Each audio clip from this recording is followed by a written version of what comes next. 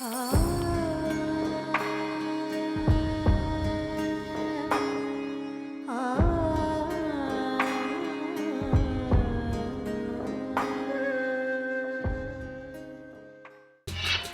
जुलाई से आमने सामने आए गुरु शुक्र। देश के प्रधानमंत्री नरेंद्र मोदी के लिए कैसे रहेंगे गुरु बृहस्पति और गुरु शुक्राचार्य का अद्भुत संयोग। मानसून सत्र में मचाएगा कौन सा धमाल। पीएम मोदी की रणनीतियां जीतेंगी या फिर विपक्ष होगा अपनी चाल में कामयाब। गुरु शुक्र से जुड़ा पीएम मोदी का खास कनेक्शन क्या कहता है, देखिए सिर्फ धर्म ज्ञान पर। नमस्कार, धर्म ज्ञान के दर्शकों का स्वागत है। मैं कविता राणा, मेरे साथ मौजूद है हमेशा की तरह जाने माने ज्योतिषाचार्य मयंक शर्मा जी। धन्यवाद कविता जी। धर्म ज्ञान के सभी दर्शकों को बहुत बहुत नमस्कार।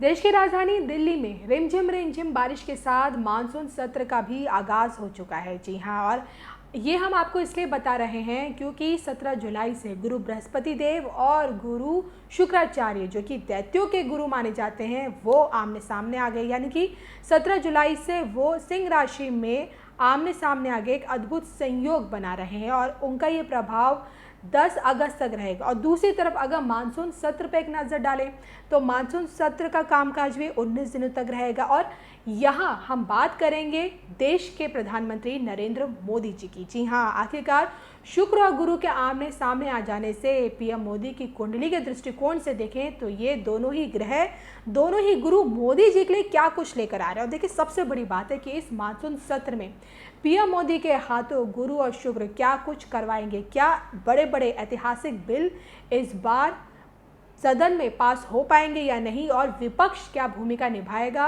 विपक्ष पर इस अद्भुत संयोग का क्या प्रभाव पड़ेगा, ये सारी चीज़ें हम आज मयंक जी से जानेंगे। लेकिन आइए सबसे पहले मयंक जी से ये जानने की कोशिश करते हैं कि गुरु शुक्र का यह अद्भुत संयोग आखिरकार पीएम मोदी के लिए क्या कुछ लेकर आ रहा है, पीएम मोदी पर इसका शुभ अशुभ कैसा प्रभाव पड़ेगा। मयंक जी, देखिए, गुरु और शुक्र जब कुंडली में एक साथ होते हैं तो भी कमाल करते हैं, मगर ये शुभ स्थान में और शुभ राशि में होने चाहिए जी।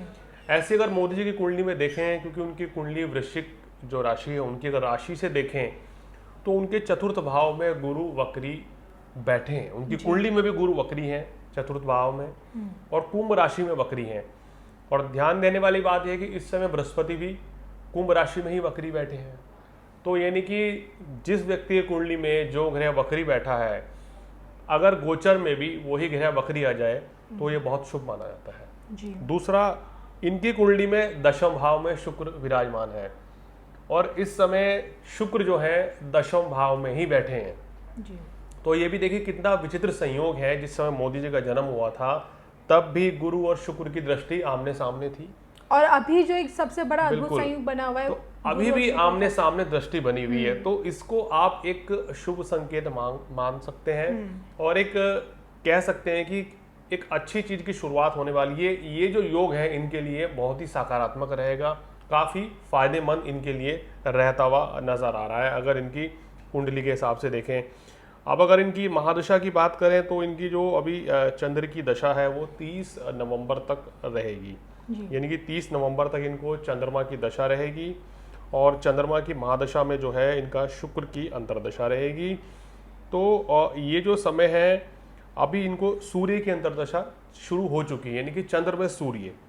देखिए, सूर्य इनकी कुंडली में बहुत ही पावरफुल 11वें घर में बैठा हुआ है। तो मेरे को तो लग रहा है कि ये इनके लिए एक अच्छे समय की शुरुआत है। पिछले काफ़ी दिनों से काफ़ी परेशानियां, काफ़ी पक्ष के निशाने पर रहे हैं प्रधानमंत्री जी, लेकिन ये समय जो है एक वापसी करने का है, अच्छे समय की शुरुआत दिख रही है।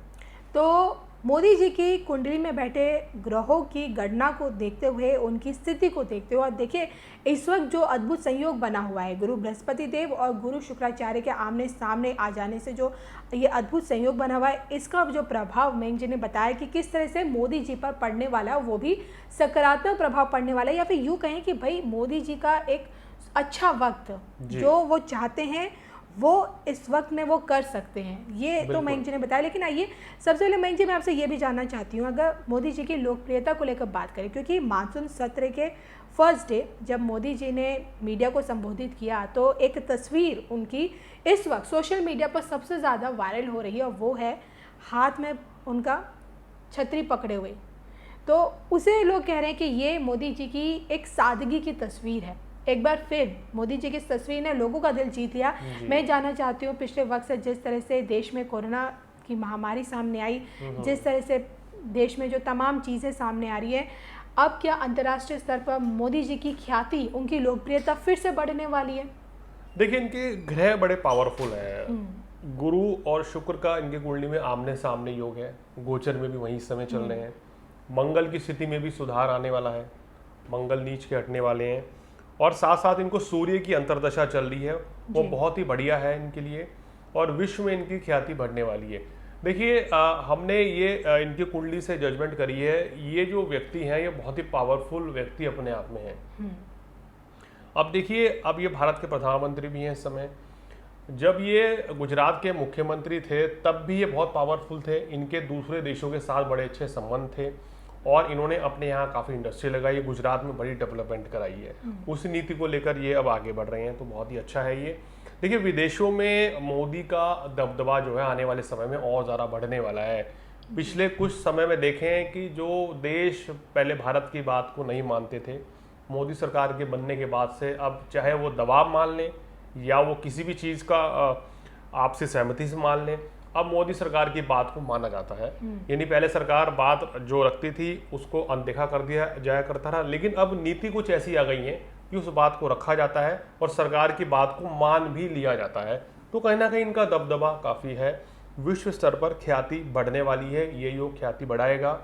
सूर्य की अंतर्दशा एकादश भाव में है, ये भी महाख्याति योग है क्योंकि वहाँ बुध के साथ योग है, तो ख्याति बढ़ेगी। और उसके बाद नवंबर के बाद तो जो होने वाला है वो बहुत बड़ा बदलाव देखने को मिलेगा जब मंगल की दशा शुरू हो जाएगी। तो कुल मिलाकर सितारे बढ़िया हैं, बहुत कुछ आने वाले समय में आनंददायक चीज़ें देखने को मिलेगी, लोगों को, दर्शकों को बड़ा कुछ अच्छा, कुछ न्यूज़ भी सुनने को मिलेगी। मैं इसी से जुड़ा मेरा एक सवाल है, पीएम मोदी जी में विपक्ष भी इस बात को मानता है कि उनमें गजब का आकर्षण है, उनको नज़रअंदाज करना नामुमकिन है। चाहे आप अपने घर में देख लीजिए, राष्ट्रीय स्तर पर देख लीजिए, या फिर अब आप उन्हें अंतर्राष्ट्रीय स्तर पर देख लीजिए। अगर आप उनकी कैबिनेट 2 को देखें तो मतलब कहते हैं कि मोदी जी जहाँ हैं वहाँ उन्हें कोई नज़रअंदाज नहीं कर सकता है। जिस तरह से उनका एक गजब का आकर्षण है, एक अट्रैक्टिवनेस। अब देखिए ना, मानसून सीजन जैसे सत्र हुआ, जस्ट वो अपना खुद का छाता पकड़ के जैसे उन्होंने मीडिया को संबोधित किया तो फिर से सोशल मीडिया में छा गई उनकी तस्वीर। तो उनके इस गजब के आकर्षण के पीछे का कौन सा ग्रह है, मुझे लगता है ये दुनिया भी जानना चाहती है। देखिए, वो एक अंग्रेजी में कहावत है ना, you can love me, you can hate me, but you can't ignore me. तो वो है प्रधानमंत्री मोदी। और ये क्यों बनाता है इनको ये योग? दशम भाव में शुक्र है, शुक्र मजबूत है। दूसरा, इनका सूर्य बहुत मजबूत है। देखिए, सूर्य मजबूत होता है, हम पहले से कहते आ रहे हैं कि पूरा व्यक्ति विश्व विख्यात हो जाता है जी। पूरा विश्व आपको जान जाता है। और शुक्र के मजबूत होने से दशम भाव में जब शुक्र होता है तो व्यक्ति जनता का प्रिय होता है, जनता का सेवक भी होता है।